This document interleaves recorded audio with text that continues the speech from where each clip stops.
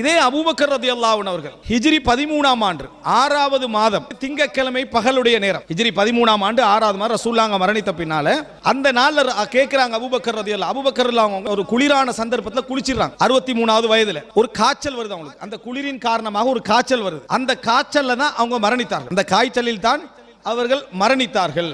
நம்ம பார்க்கிறோம் சலஃபுகளுடைய விருப்பங்களில் ஒன்றாக இருந்தது மரணத்துக்கு முன்னால் நோய்வாய்ப்பட வேண்டும் என்பது. அழித்துக் கொள்கின்ற நோய் என்பதல்ல, ஒரு நோய் ஒரு எனக்கு வரணும் அப்படி என்று அவருடைய விருப்பமாக இருந்துச்சு. காரணம் அதற்கு முன்னாலே அவருடைய பாவங்கள் என்ன மன்னிக்கப்படுவதற்கு அது ஒரு சந்தர்ப்பமாக அமையும். திடீர் மரணங்களை பல சலஃபுகள் வெறுத்தார்கள். திடீர் மரணம் என்பது ஒரு மோசமானதல்ல, திடீர் மரணம் என்பது மார்க்க ரீதியாக மோசமானதல்ல.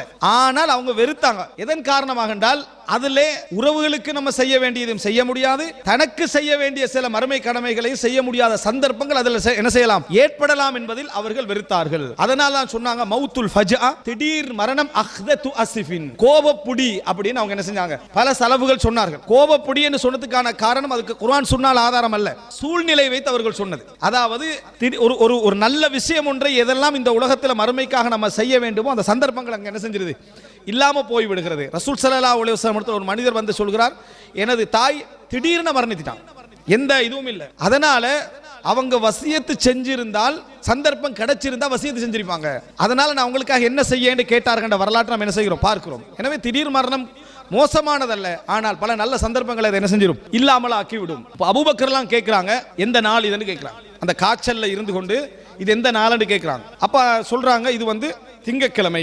ரசூலுல்லாஹ் எப்ப மரணிச்சாங்கன்னு கேட்கிறாங்க. ஆயிஷா ரலியல்லாஹு அன்ஹா திங்கட்கிழமை என்றாங்க. அர்ஜு ஃபீமா பைனி வ பைனல் லைல்னாங்க. இந்த நேரத்திலிருந்து இரவு கடை நான் மரணிச்சிரணும், அடுத்தது மக்ரிபுக்கு முன்னால நான் என்ன செஞ்சிரணும், நான் மரணித்து விட வேண்டும் என்று சொல்லி அபூபக்கர் ரலியல்லாஹு அன்ஹு, அதாவது மரணம் வரப்போகுது, மரணத்தை கேட்கல அவர், மரணம் வரப்பொழுது அந்த மரணம் எனக்கு எந்த நாள் அமையணும், இந்த இப்ப இருக்கிற நேரத்துக்கும் இரவுக்கும் இடையில என்ன செஞ்சிடணும் அமைந்து விட வேண்டும். அதான் ரசூலுல்லாஹ் மரணிச்ச நாளே மரணித்து விட வேண்டும். திங்கட்கிழமை மரணித்தால் சிறப்பு என்று எங்கேயும் குர்ஆன் சுன்னால இல்லை. திங்கட்கிழமை மரணத்துக்கு என்று தனியான சிறப்பும் இல்லை.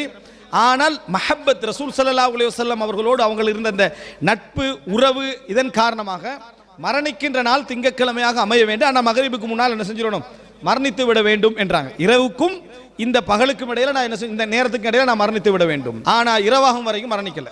அபூபக்கர் ரலியல்லாஹு அன்ஹு அவர்கள் இரவாகும் வரைக்கும் மரணிக்கவில்லை. அந்த இரவுல தான் அவங்க என்ன செய்றாங்க, அதாவது நாள் கடந்துட்டு திங்கட்கிழமை கடந்து இரவு வந்த பின்னால், செவ்வாய்க்கிழமை இரவுனா முந்தி இரவு, அந்த நாள்ல நம்ம வெள்ளி இரவுனா என்ன சொல்லுவோம், வியாழக்கிழமை நைட்டு சொல்லுவோமே, அந்த மாதிரி திங்கட்கிழமையுடைய இரவு அடுத்த நாள் செவ்வாய்னா அந்த நாள்ல என்ன செய்றாங்க அபூபக்கர் ரலியல்லாஹு அன்ஹு அவர்கள் மரணித்தார்கள். அடுத்த நாள் தான் என்ன செய்தார்கள் அடக்கப்பட்டார்கள். அடுத்த நாள் இரவு நெருங்குகின்ற பொழுது என்ன செய்தார்கள் அவர்கள் அடக்கப்பட்டார்கள் என்ற செய்தியை நம்ம